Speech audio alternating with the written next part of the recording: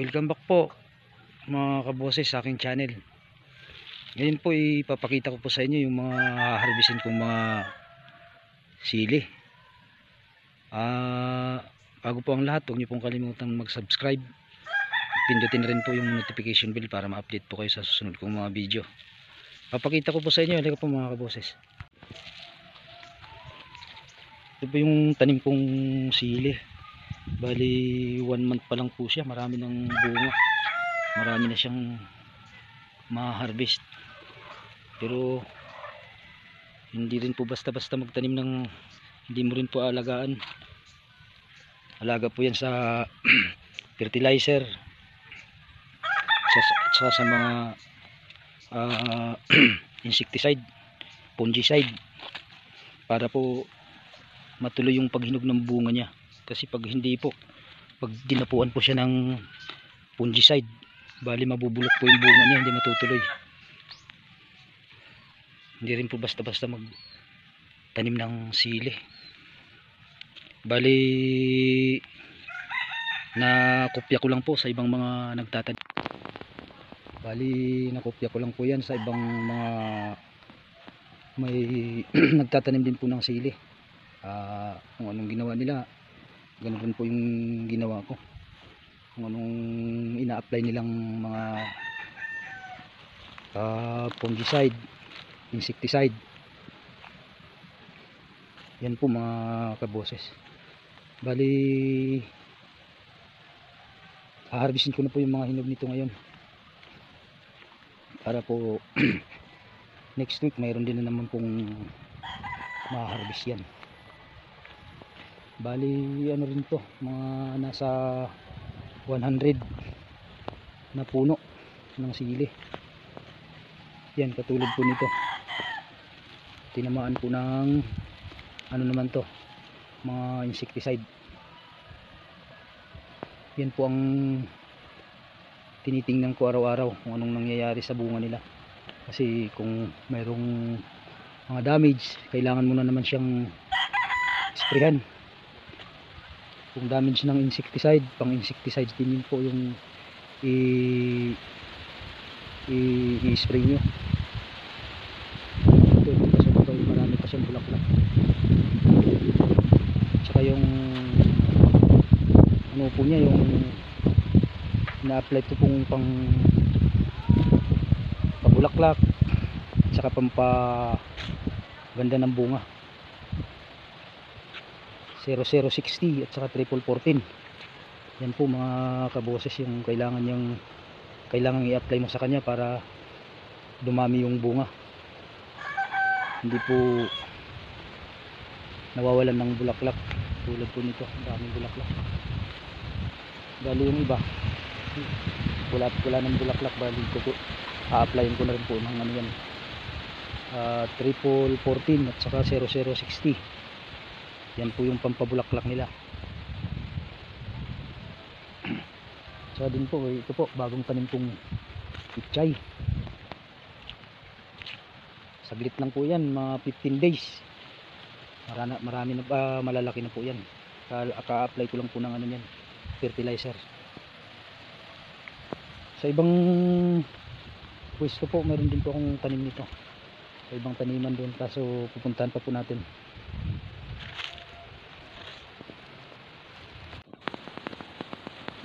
Dito rin po yung mga tanim kong sibuyas.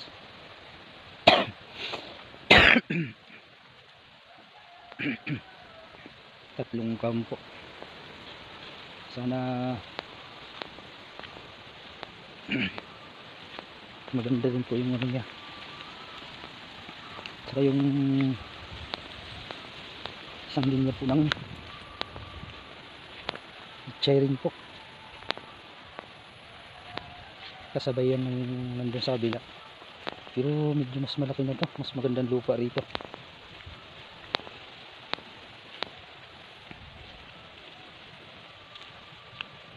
Ito yung mga talong, unang tanim kong talong. 1 year na yan, kailangan ko ng palitan. Bubunutin na po siya. Pagka lumaki na yung aking pinula, bubunutin ko na yun, papalitan ko na po ng panibagong tanim. Wala na po, bubulang na.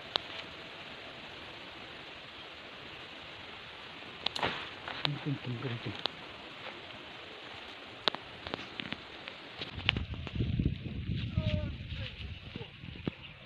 Dami pa rin bunga ng sili. Kahit matanda na. Nakaka-harvest na rin ito ngayon.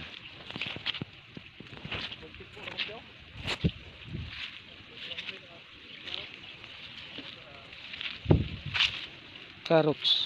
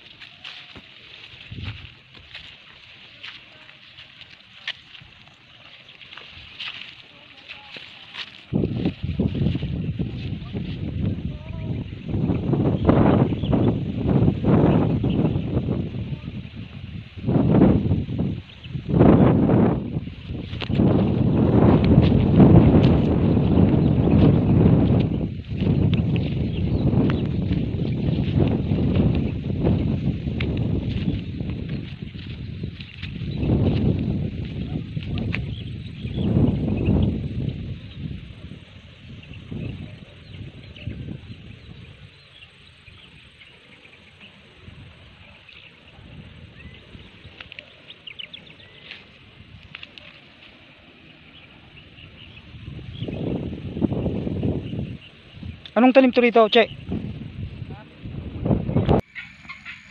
Mag-harvest nito ako ng bunga ng sili. Ang dami pong hinog. Ganito lang pumitas. Medyo napipigtas na po siya pagka yung hawakan mo lang po yung puno.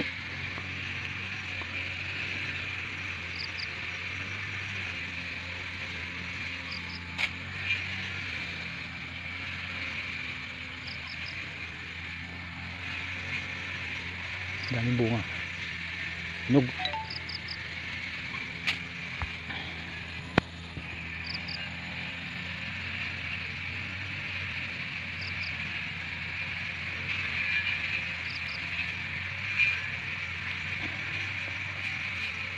Kahit green pa po pero magulang na pwede na po yan. May hinog na rin po yan.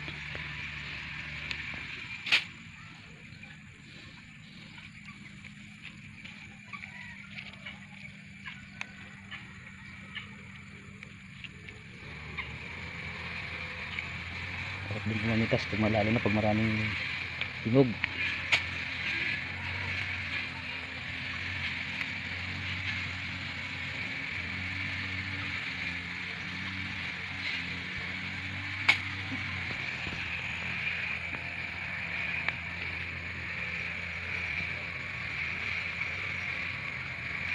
Ay, ito.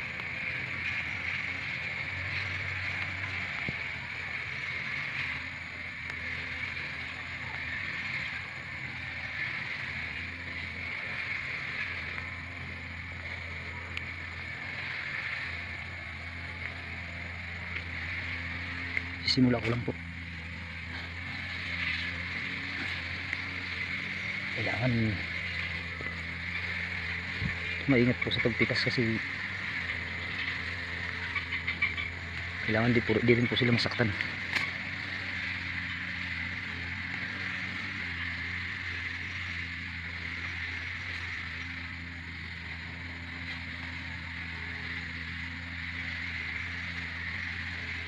Marami pa po ito.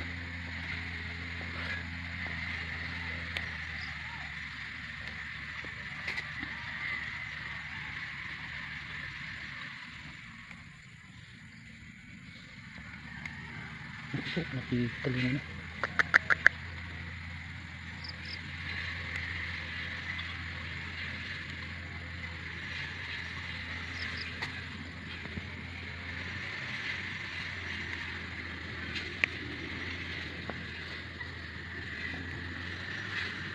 Ito na ito, kailangan ito tukuran.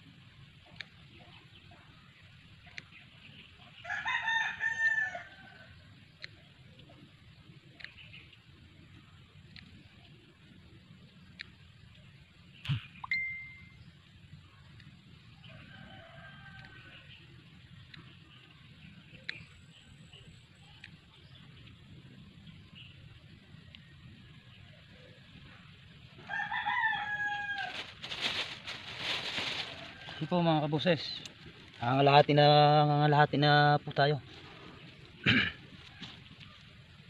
Dito lang po ang buhay probinsya.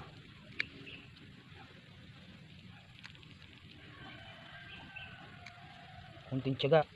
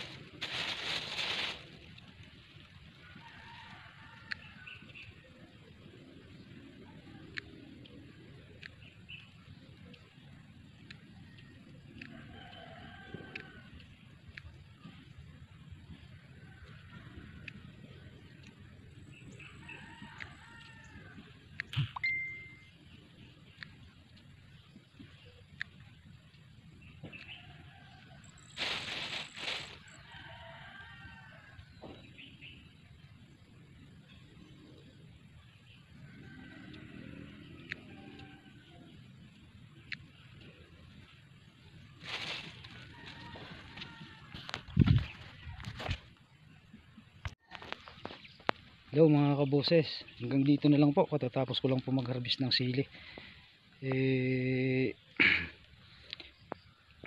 Ito lang po yung na-harvest ko. Bali, kunti pa lang, first harvest pa lang po. Hanggang dito na lang po mga kaboses. Hanggang muli sa susunod kong mga video. Thank you po for watching.